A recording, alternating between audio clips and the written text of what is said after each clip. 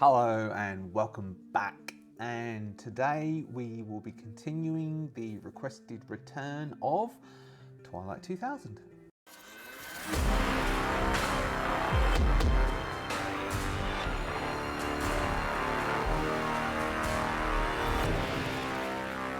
So, back with Twilight 2000, as you all requested it return, and also I wanted to know what's going to happen to the team and whether they're going to hit the western border or not. We have returned to Twilight 2000. This is our third episode of the second series. Thank you very much for returning. If you are a returning subscriber, hello again. This is good to see you. If you aren't yet a subscriber, do subscribe. It's really good, just down there. Thank you to our members, and on with the show. So, how we left our team last session. Jane exhibited her precision shooting skills and her lack of concern for human life by shooting at some people that they saw wandering around at night whilst they were camped up just outside a ruined town of... This might be a silent W. Rocklaw. Rocklaw. W-R-O-C-L-A-W. Rocklaw. Where's it gone? Here. So we're camped up there, just on this little junction point here, just off the road. There's these ruins over here. The people in the ruins of this ruined city that's been basically wrecked via cannon fire, tanks rolling through. Basically, this war has destroyed this place, and they're living in the wreckage. There's basically a shanty town. There's about 5 tents, 25 people in total. So there's a lot of people crammed in big tents. Big tents they are. Community tents. And they've got a few guards. Now, we spotted them, they spotted us, but nobody came over. Then we've got this...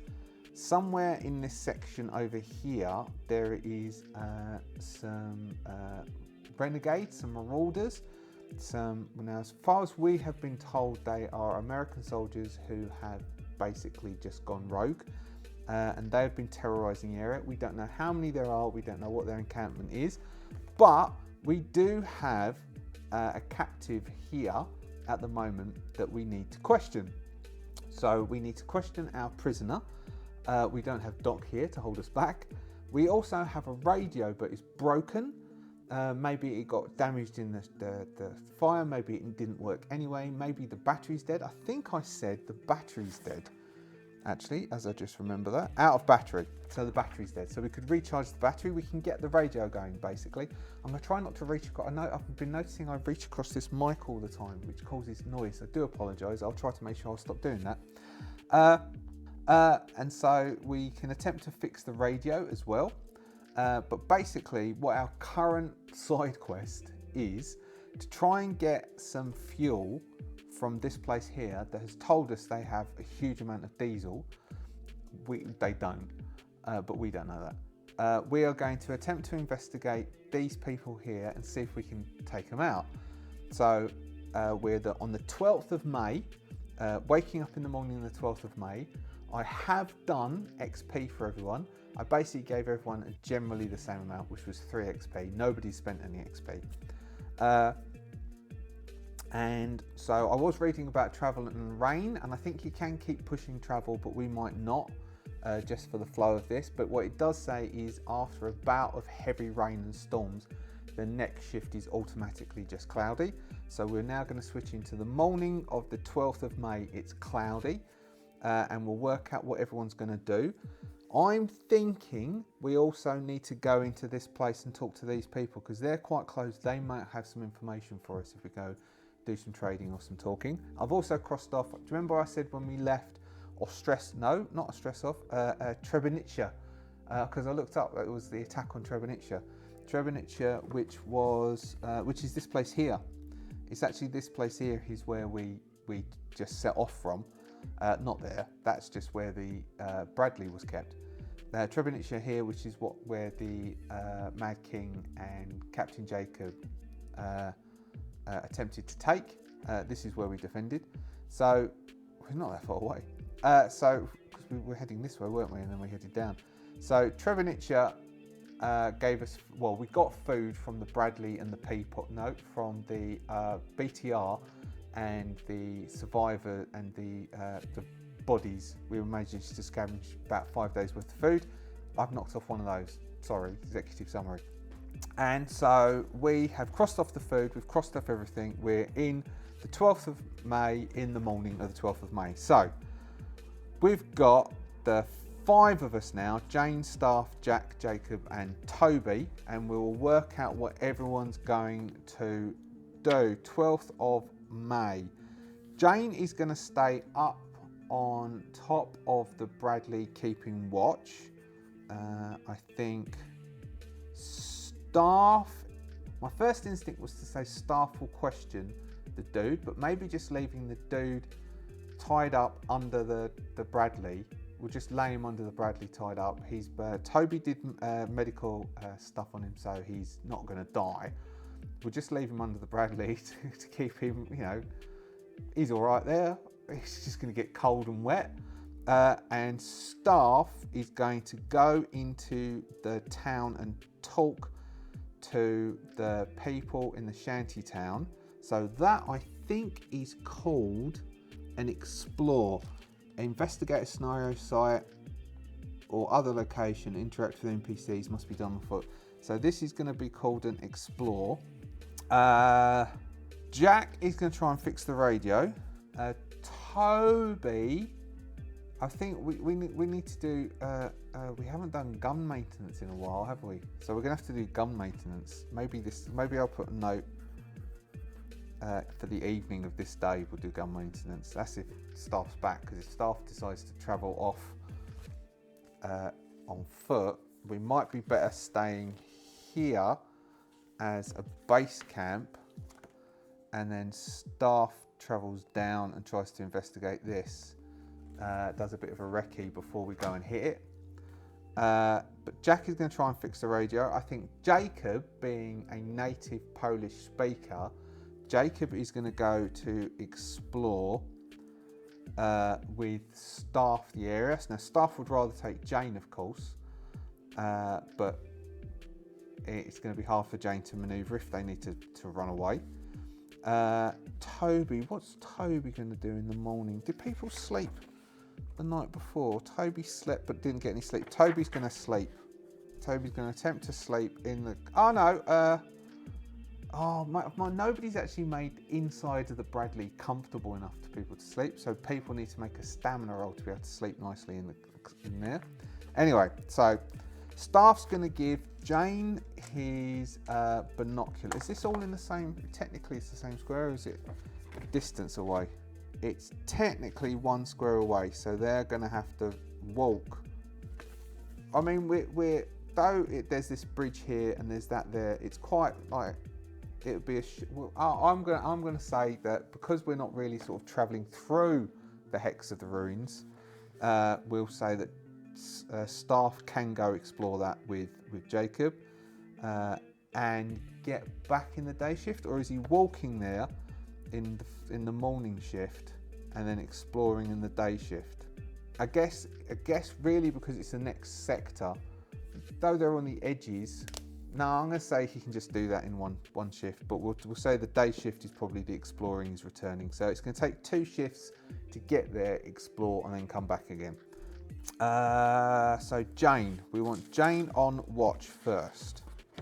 Jane has a D8. Jane is going to have to spend, I think Jane will spend points on getting her recon up next, because her watch is quite low, and then she's going to borrow the binoculars, which adds 2, which makes it a D10, D10.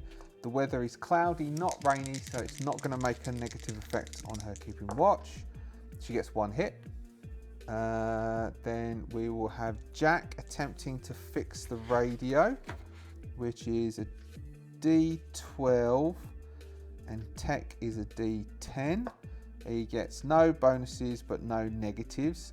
They've got enough tools. He's got tools and they've got spare parts, though the tools he's got aren't necessarily electrical tools. So let's make that a D10, D10.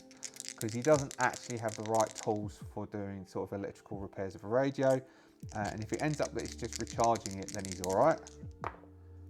One hit, yes. So one hit, we'll say he's got the radio. He uses this period of time to get the radio up and running. Toby is going to attempt to sleep when he has no stamina, so he just does a D10 roll. No, so he still doesn't get proper sleep. So I'm going to say, have I marked him down as being, sleep deprived. We're going to say he's now sleep deprived. He feels sleep deprived. So Jack's making noise trying to get the radio up and running. He can't get comfortable in the Bradley. I think if they're there any longer, someone has to basically make the Bradley comfortable. Everybody's going to need to get sleep tonight. So I think someone will have to do the survival roll to make it comfortable. Now we have Staff and Jacob are going off to the explore, which I'm going to put Staff and Jacob exploring in the day shift as well. So they're going to start moving down. So Staff he's going to do. Let's make Staff do a survival roll just to get there without sort of getting lost in, because the problem. So it's kind of like making the rolls to go into a new sector of The Walking Dead. It's within The Walking Dead. The concept is basically there's broken down cars places, there's detritus, the road may have fallen apart, or there may be bombing runs that have occurred. It's pretty much the same thing for Twilight 2000. It's not as easy, and someone made a comment ages and ages and ages ago about making a survival roll to go into a new sector, and all over that, and I very much defended not needing to in the time, and kind of right, like going back to Europe just recently, like it's very hard to get lost. So such as like going around in the Netherlands, it's very hard to get lost, but you still can get lost. Like particularly I can get lost. I can get lost anywhere. I got lost in a park once. There were squirrels, so it was a bit distracting. But I couldn't find the way out. I was with my ex at the time, and she will still mention it. And so I can now understand where the dude was coming from, who said that really should be making survival rolls. And so although they're just following a road to get across that bridge and down into Rocklaw, to go into Rocklaw, I can't do the accent. You could still like have problems, like not be able to get across the bridge and various other things. So long and short, he's making a survival roll. One hit, they get across. So they managed to get into Rocklaw. The place has been hit by. So obviously there's been several skirmishes that have run past this bridge. Maybe because of the bridge, to maybe secure or get the bridge down. And the bridge, say the bridge is been put together. It's unstable. It's a bit rickety, but the bridge is there, and they're able to use the bridge to get across. Getting the Bradley across might be a bit difficult, so I'll make a note. Getting the Bradley over that bridge. Bradley over bridge needs to have a roll. And so they come in, and they're very much hands up. It's like, oi, don't worry about us people, all right, lads, we're here. And so Staff is making it very clear that they're coming into town. He's being very open. He's got so he will have taken someone's M16. So he's carrying an M16A1, and he would have left the L96 with Jane. Is Jane in a position? So Staff might have positioned Jane to give Jane a good sniper position. So let's roll for. So he would have said to Jane. So we'll do a flashback scene. This is him saying to Jane, who's on watch, now, love, where do you reckon's a good place to be on Overwatch? Eh? Let's go through what I've trained you. Where's a good place for Overwatch? So Jane is going to make a recon roll, now straight, no binoculars, to try and assess where a good place for recon. Oh, one hit. And then Staff is going to do the same, and they'll compare notes. So definitely because Jane's got a hit, and Staff's got a hit. So they're both basically. So Jane goes, well, Staff, to make sure that I've got a good view of the area, and to make sure that I can see what you're up to, as long as you stay in plain view. If you go behind any cover, I'm not going to be able to see you. But as long as I can keep you in view in Rocklaw, and still keep on watching the surrounding area, I reckon if we move the Bradley up to the top of that hill just over there, just at that mound over there, I should have a good enough view. But also, if we camouflage the outside, which they don't have time to do, because I didn't do the roll for that, we should be able to not be spotted too easily ourselves. And then Staff's like, lovely work, mate, lovely jubbly, love, good work. That's exactly what I was going to say as well. Honestly, I'm not even doing it as a joke. Honestly, that's what I was going to say. And they both agree. So Staff's coming into town. He's making sure he's keeping himself visible to Jane, who's got like, it's going to be like a long shot for Jane if she takes any pot shots at anybody in this town, but she still can do it, particularly as it's not raining. And he's coming in. Oi, oi. Let's see, what sort of mood are these people in? We will give them, so there's a encounter type table here, and one of the thing is it's got for hearts, it's got like the morale and various stuff like that. So let's pull a card out and see. So we're going to do, so whatever, we're going to ignore suit. We're just looking for the number for this one. So a 5, grave. So they're all very somber. They've not got any jolly or light-heartedness to them. They've lost people. They've lost family. They're the survivor. This place has been decimated over the Allied forces. Basically, various different forces coming through here. So maybe they know about the Marauders, and they know so that they are, the people here are grave. So Staff is all right there, and they're very sort of like they're not light-hearted. They signal him in. So they're grey. So what else can we say about these people? What could we roll for this one? They're grave. Let's do a things. No, not a things. What we got? We'll try and use the descriptor. What have we got for a descriptor? So a Jack. Lost. Yeah, they've lost people. All right. Now let's see. Now let's do. So they're grave. Let's do a helpful or hazardous. Just a general one for the feeling of this. Ace of clubs. Oh, deadly. All right. So they're grave, and they mean business. So they bring Staff in. They're talking to Jacob, and they insist that they leave all their weapons behind. Now, what Staff's not going to be very happy with that. Staff is going to attempt to persuade them, which he's got a D8, D6 on. And we'll keep that. No, we'll go to D6 and see if he can persuade them, because he's not got natural language with them. He's going to try and persuade them that he can keep his weapon. Oh, he does. Okay. So they are fine with him keeping a pistol, but not the long arm. He can't keep that. That needs to be left sort of at the side. They'll provide a tarp to cover it out, like wrap it up and leave it out at the edges. And also Staff knows he's got Jane on Overwatch. Jacob leaves his massive PKM, which carries 3 slots. It's a big weapon. He doesn't have a secondary weapon, but he's got his knife. He's quite, he doesn't have any close combat. So they will then go in and they're going to start talking to them and start seeing if they can do some trading. Now, the roll said that they were open for trade, that card. So Staff is going to speak to them, and he's going to try and get them to give him some information and find out if they know about the Marauders. I think it's highly likely they're going to know about the Marauders. So we'll lean this towards yes, they do. So that's spade 7, which is mildly. So they're going to be very negative. So Staff is going to have to make a good roll or offer them some stuff. Now they have ammunition that they can offer, because we got that stuff from the drop. We also know that not that far away from here, there's another airdrop that we might be able to get stuff from, and we're also carrying food.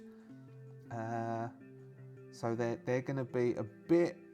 I mean, they must know about the Marauders down there.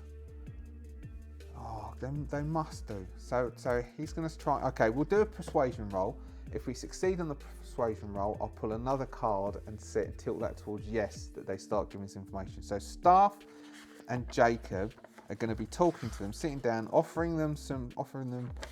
What's Jacob got? Persuasion? No, Jacob has no persuasion. Jacob's not very good at persuasion.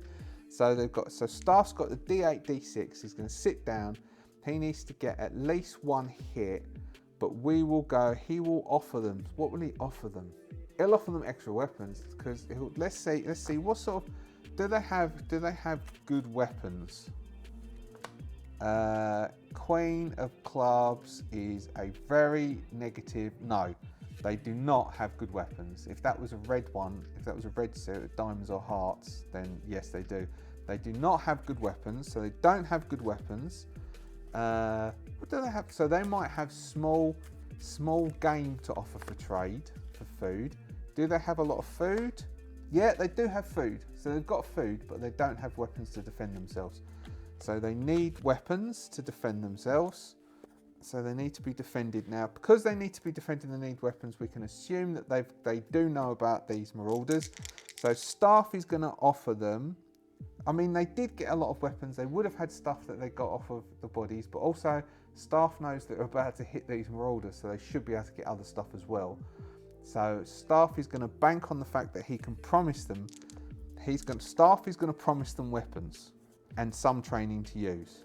So Staff is going to be like he would have done. They would have taught Staff how to teach people stuff. So he's going to promise them weapons and stuff to use. So I had 4 things that I wanted to do: question that dude, speak to the people in the tent, scout the deserters, and fix the radio. So we fixed the radio, and now we're talking to people in the tent. And so he's going to attempt to speak to them. So they will do persuasion. It's more like, so he's not quite interrogating them. So it's not like being hard. He's just trying to talk to them. He's sitting down. Maybe he's offered them some food. So he's offered them some food from. So we'll cross off. One of Staff's. Staff's got food on him. So he's going to open it up and sort of get out the biscuits or get out any of the sweets and stuff like that, the dessert bits, and he'll offer it to them, and he's chatting to them, and maybe let's do him a recon roll first.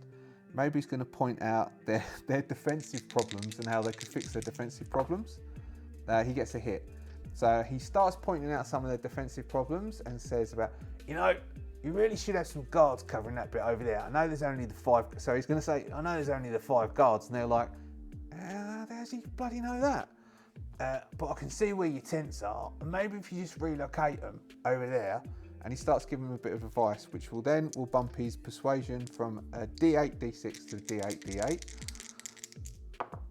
2 hits.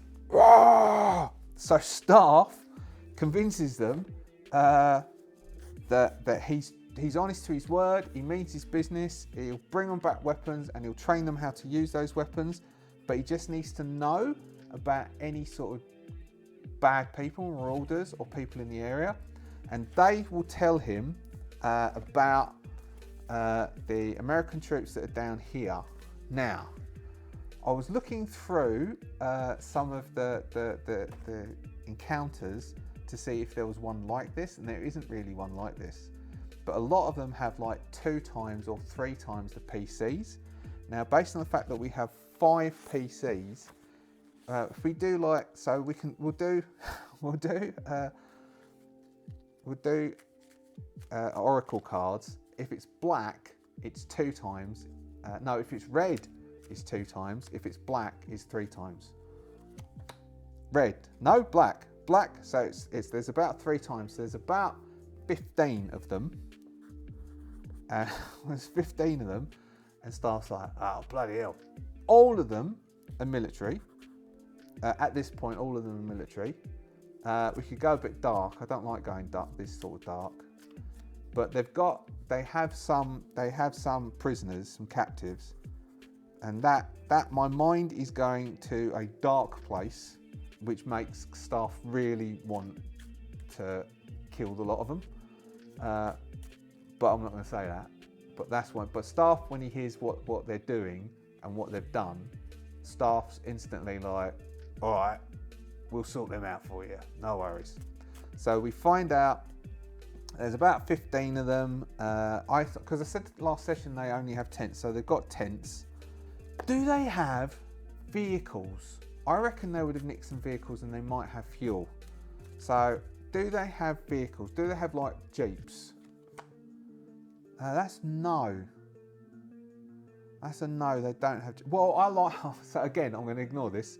I want them to have jeeps. I want them to have some jeeps. They've got a couple of jeeps. So they've got some vehicles that they've sort of moved around in. But he'll go and question. So maybe they don't know. So we'll follow the cards. They don't know if they've got vehicles. None of them have gone down there very far. Someone did go down, they didn't come back again. And so they do know that there's some bad stuff going on down there, and they know that they've got captives. Alright, so Staff is going to be pretty confident. Staff and Jacob are a bit shocked by what these people have done, and they're going to definitely want to go down and sort them out, but they're going to need to know what it's like, because if they go down there mob-handed like they did at the Mad Kings, that might go badly. But at least there's 5 of them now, so they might be able to put together a proper assault. So Staff will go back. Staff and Jacob will go back. We'll do another scout just to make sure he can get back okay. D12, D10. Actually, let's do it D12, because they did come here, so they can get back. Yeah, so that's a hit. So they get back okay. But what we will do for that period is we will pull an encounter, because back at the camp, Jane might encounter something. Alright, we've got rabid dogs. Okay, let's read this one. I mean, Jane's on top of Bradley.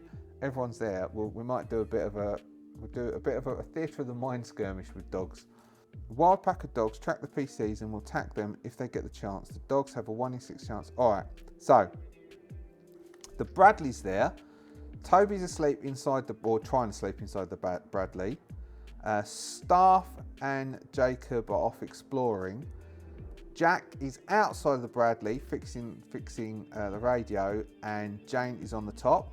And so what we'll have is we'll do this as a quick theatre of the mind thing, because it says 2 times PCs. That's 3 PCs there. So we'll say that there are 6 dogs. There's a small pack of dogs.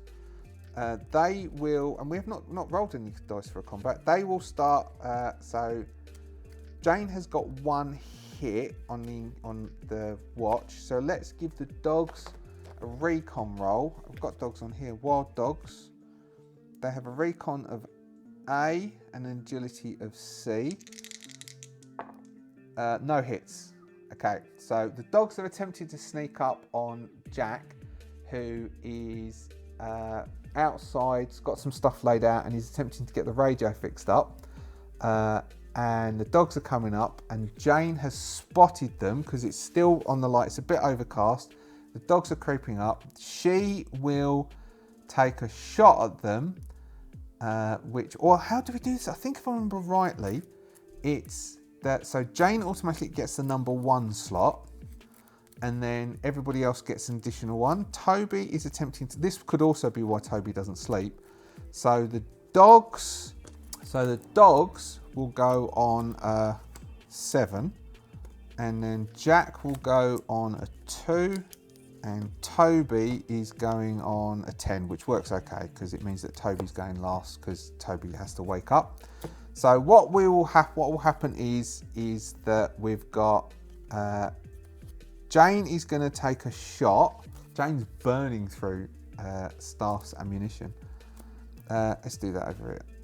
Actually, I can just keep this. I can't remember how I used to do that with these. So let me quickly write down some stats for these dogs. 6 dogs. Did I say 6 dogs? I think I said 6 dogs. Oh, of course McCoy is with Staff over in the ruins. That would probably have given, the fact that they've got McCoy with them would be, the people would like that as well. So I should have given him an extra dice, but he did get those 2 hits for the convincing.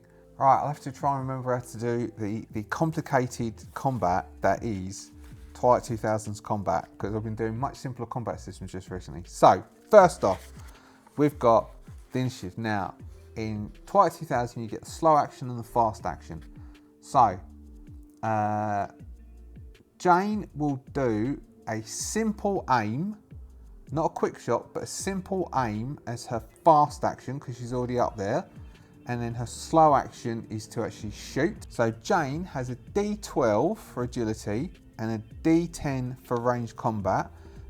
She's using a sniper rifle and she has the sniper speciality, so that goes up to a D12, D12. The weather isn't bad. They are technically at short range, but they are actively running, so we'll drop that down to D10 because they're running towards doing an attack. They're not prone, they're not in cover, they're not doing a call shot. The moving is, we've got the -1 for moving. Do they count? They're not like, it's not a small target. She is in an elevated firing position. So she is technically higher than they are. So that gets, she gets a +1 for being in elevated firing position. And it's not raining or anything like that. So she is going to, as they start running towards, the dogs are running towards, she will shout to give Jack a chance to pick up his gun. Now Jack isn't going to have a chance to aim. His fast action is going to have to be taking up his weapon.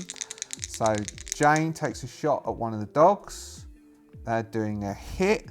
The L96 has a damage of 3. A dog only has 2 hit points, so one of the dogs gets shot. If we go down to, so if 3 of the dogs go down, the other dogs, we will make a roll.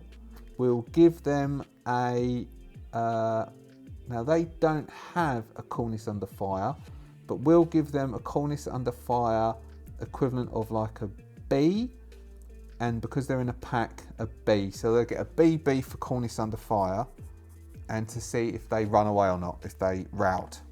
So Jane does a shot. Jack is on the floor, like sitting cross-legged, trying to fix the radio. His Jack's M16 would be laying. He's got an M16. Would be laying next to him.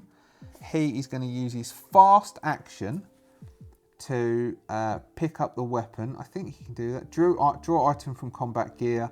I mean, it's next to him because he's you know, they're in, what's it called when you're on operations and you are careful about everything you do, whatever it is, that's what he's doing. Or we could give him a recon roll to see whether he's done that. If not, then his slow action is going to be trying to do stuff.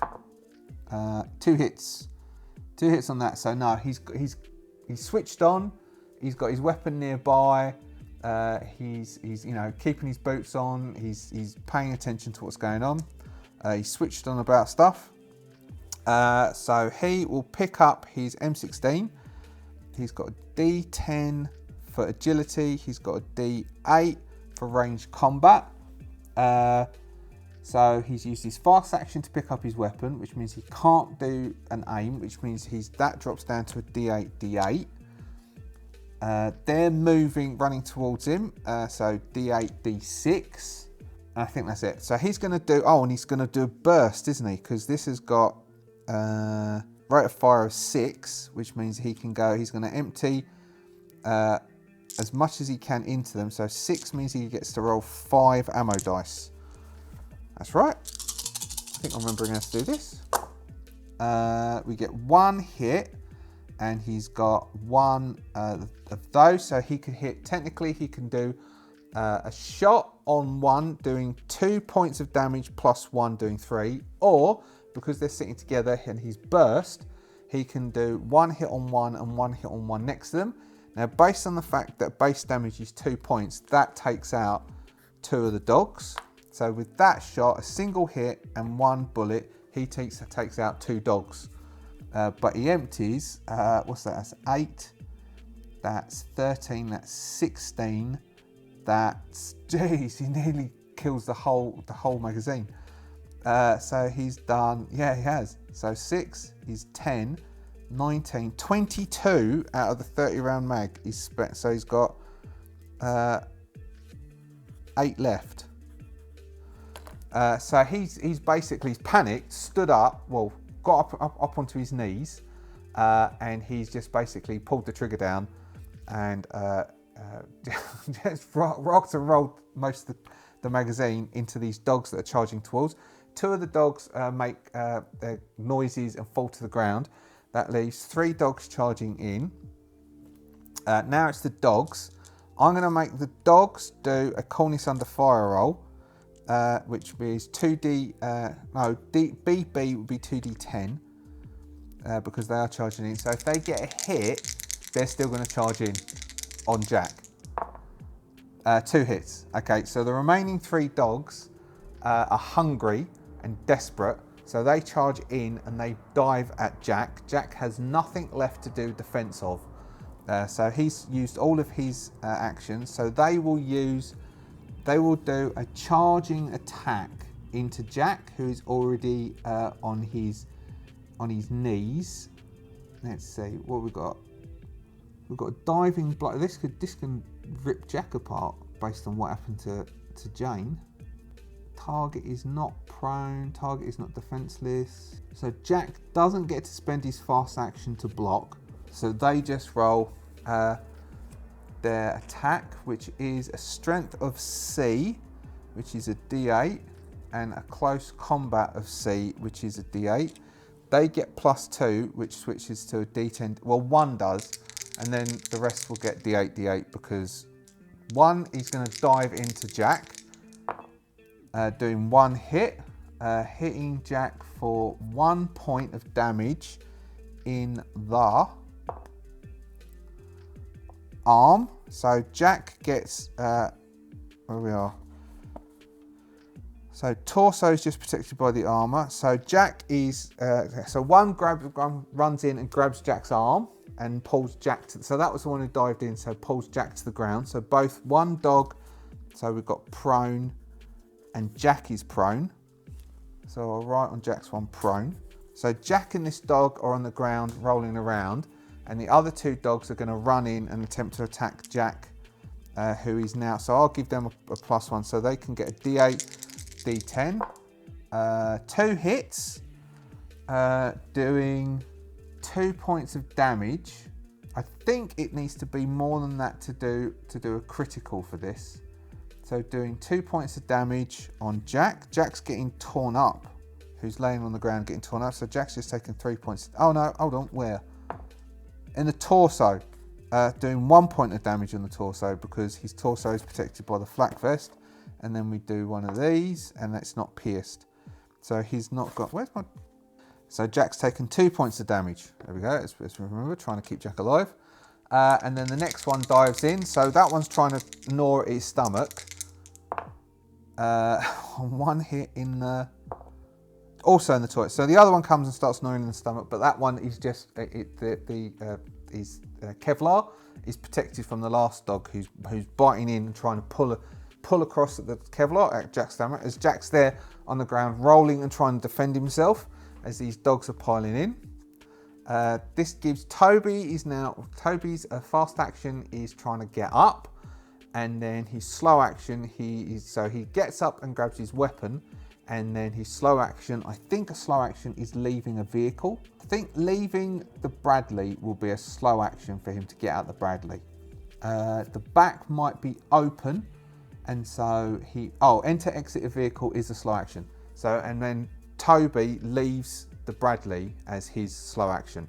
So we are back to the top, where we have Jane going first. Now, because we don't re-pull initiatives in Twilight 2000, it's the same initiative. So, same initiative, Jane at the top. Now, these dogs are all running around, like, so maybe Jane can try shooting. So Jane can't shoot at the dogs because basically Jack's rolling around with them. She could shoot Jack. That doesn't seem to make much sense. So what is Jane going to do? Jane is going to hold her action, and if Jack gets to kick any of these dogs away, Jane is going to shoot it. So Jane is going to hold her action, and if Jack creates some space or Toby runs in and starts battering them with or kicking them out of the way, As soon as one of those dogs is knocked out of the way, Jane is going to take a shot at it. So Jack is at the moment fighting one of the dogs. Jack is going to attempt to the dog. So Jack is prone. Jack is going to attempt to one of the dogs that is on his arm. He is going to, or one of the dog, dog on his arm. He's going to attempt to throw off. So he's going to attempt. So he's going to do a roll, and he's going shoving. As a fast action, you can attempt to shove or push an opponent to the ground. A single success on a close combat roll is needed. Right, so he's going to attempt to shove one of the dogs, to push one of the dogs away from him. The one on his arm, he's going to attempt to basically throw that one away from him. He has nothing for close combat. He's got a D8 and nothing for close combat. So he's going to attempt to, and he will push this if he fails, which then gives him stress, which is already stressed enough as it is. Failing, so now he'll attempt to push it. So he'll attempt to push. That doesn't give stress, because I just looked it up. If he rolls a fail, because it's a physical attack, he'll get a +1. Take 1 damage. So he's going to attempt to push them away. He's only got his strength of B. Can I give him, he hasn't really got a weapon. I could say as his slow action, as his fast action, he pulls his knife, and then we could give him a +1. Has he got a knife? No, he hasn't got a knife. All right, so, he has got a knife. He could pull his knife, but he's not going to attempt to do that. He's just trying to throw this dog off. He's only got his strength. He's got no training in close combat. So this is all he's got. He's just got his D8. All right. What's that? It's a fail. Okay, so he fails on his slow action, he's failing to force the dog away. He's going to save his fast action to protect himself. So he fails to do that. The dogs, so Toby's now outside, because Toby's come outside. So the dogs our dog's going to keep going for Jack or go for Toby. Maybe Jack's come out and made noise. So we'll make a intelligence roll, because it's the intelligence bit for the dog would be keep attacking Jack. So if they succeed this, they're going to keep attacking Jack. If they fail this, then either 1 or 2 of the dogs is going to go for Toby. And as soon as it does that, Jane's going to try and shoot it.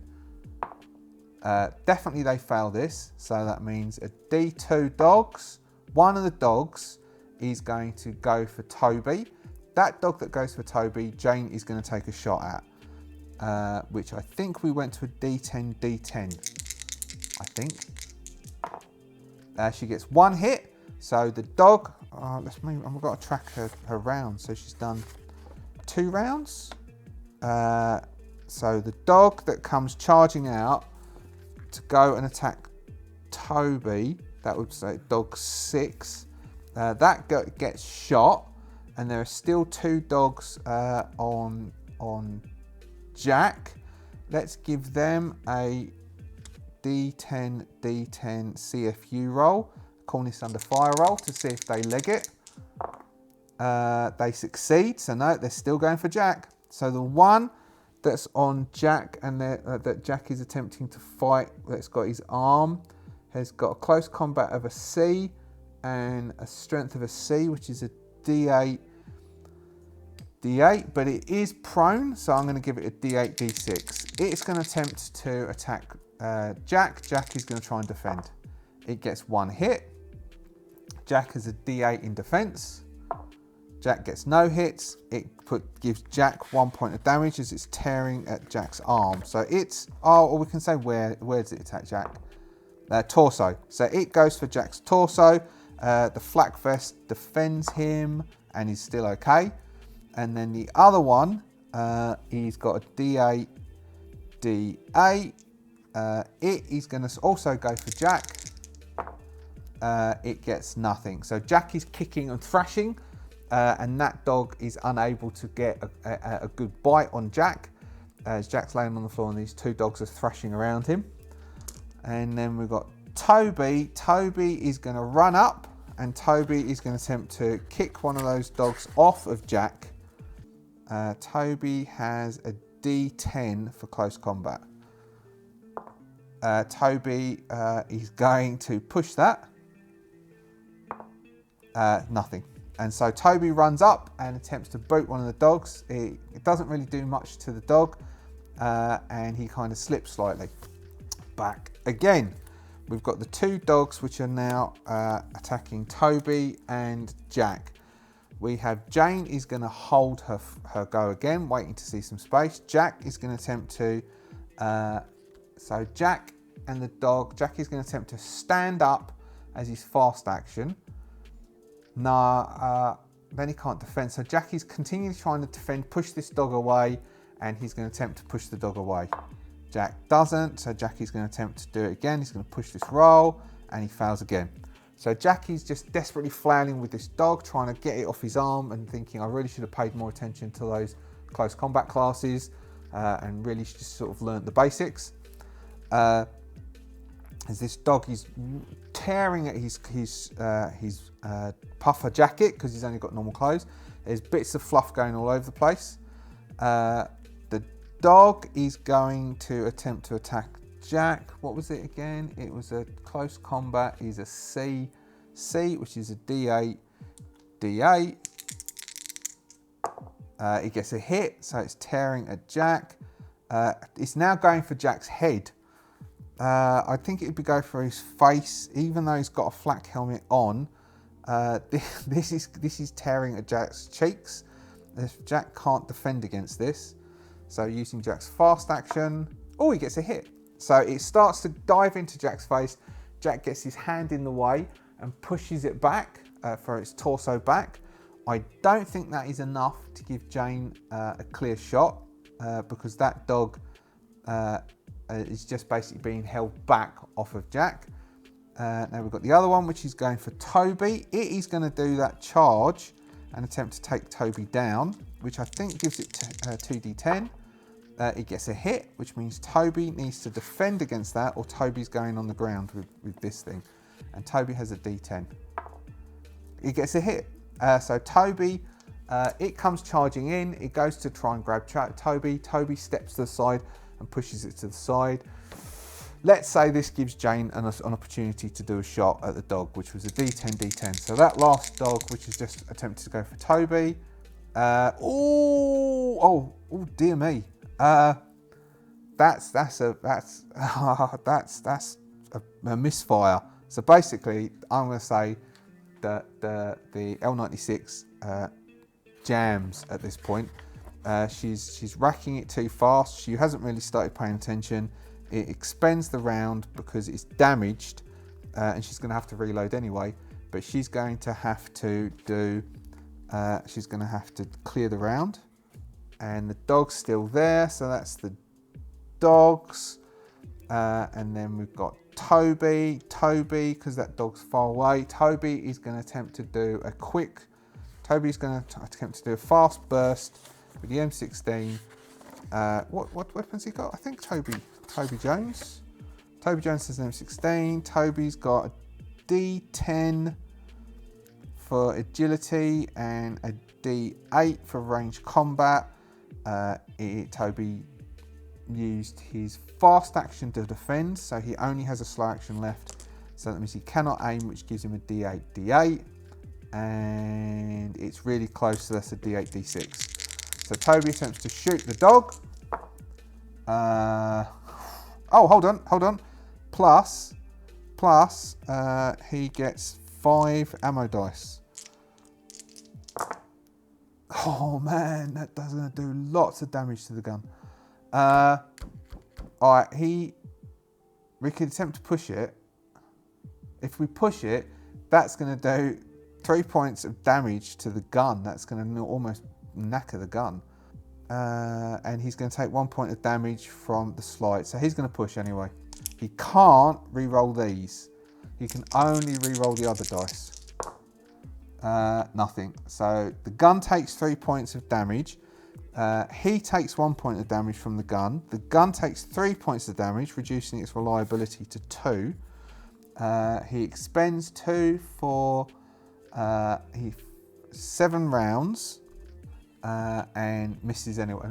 Just puts rounds all around where the dog is, but nowhere near the dog. This might be the end of this session. Might be this fight against the dogs, and this is if Jack can survive, because Jack is taking a lot of damage off this dog. It's tearing the hell out of Jack. So back to the top. Jane needs to make a tech roll, I believe. Oh no, it's a straight ranged combat roll to clear the round. If I remember rightly, if it succeeds, she clears the round and can take a shot. If it fails, if it succeeds, it's a fast action. If it fails, it's a slow action. Succeeds with 1 extra hit. So she clears the round, and now she has to reload. And I think it's the same. Reloading is a fast action or a slow action. So she's cleared it. Now she needs to reload. And it's reloading is the slow action instead of being a fast. Not that it means any difference whatsoever, because it consumes the whole of her turn. Is clearing the chamber, clearing the blockage, and then reloading the weapon. So that's what she does this round. Is she clears the chamber and reloads. Oh, hold on. If she's got the L96, she's got the L96. That has 10, not 5. So she's fired 5 rounds, or she hasn't. She has basically has. Oh, too late now. Jack is on the ground, separated from this dog. Jack is going to pull his knife, and he is going to attempt to attack the dog with the knife. I am going to say that that's going to give him a +1 on the close combat, giving him, instead of a D8. So we could go D8, D6. I don't know if we're meant to up it, but I'm going to go D8, D6. And the dog will attempt. So Jackie's going to stride in with his knife. Oh, he got hit. If the dog doesn't get a hit in trying to dodge out of the way, Jack will take that dog out, which is a CC, D8, D8. It gets a hit. Okay, so Jack comes in with the knife, attempts to cut it. The dog staggers back.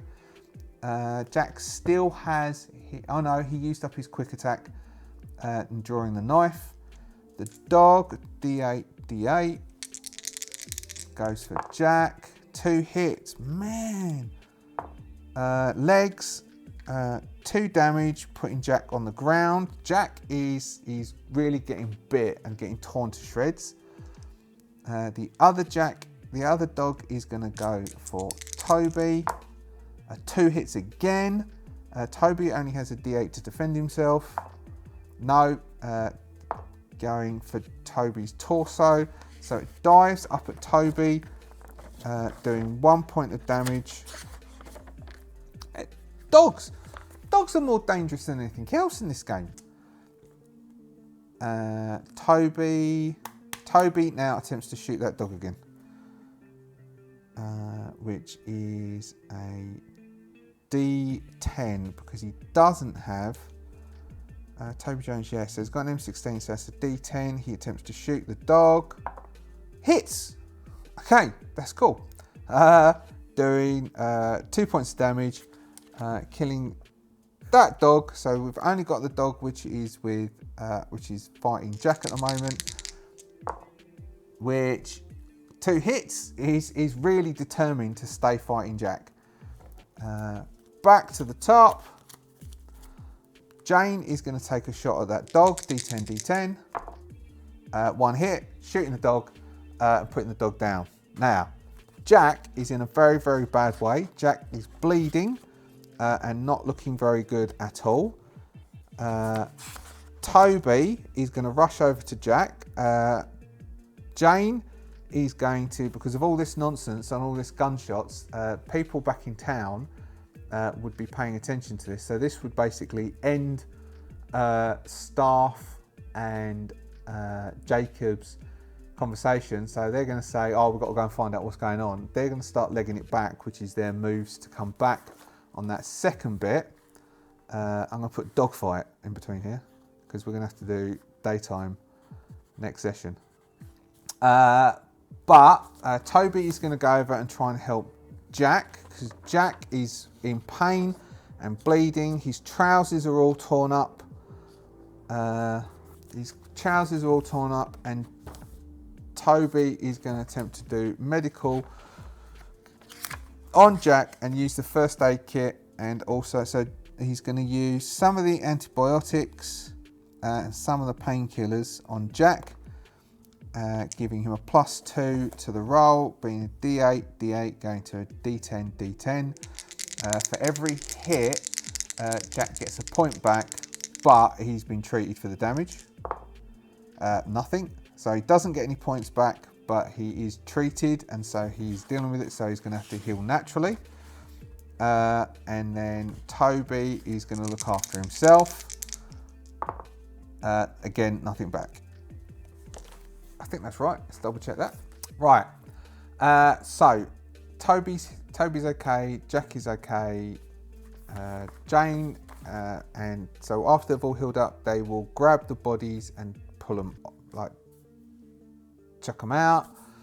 And that was the end of a very interesting morning. We found out some information about the Marauders. We're going to have to go down and check on them, and we now need to heal from dogs fighting us, and we need to put up a better defense against dogs. And we need to train Jack in unarmed combat. That's it for that. Thank you very much. A interesting session, but that's how Twilight 2000 goes. Thank you for being a subscriber. If you're not a subscriber, could you please subscribe? And as ever, thank you so much for the support from our members and the support of all of you for watching, following and asking questions and being interested in the games we're playing and the stories we're telling. And we will tell more Twilight 2000 stories very soon. See ya.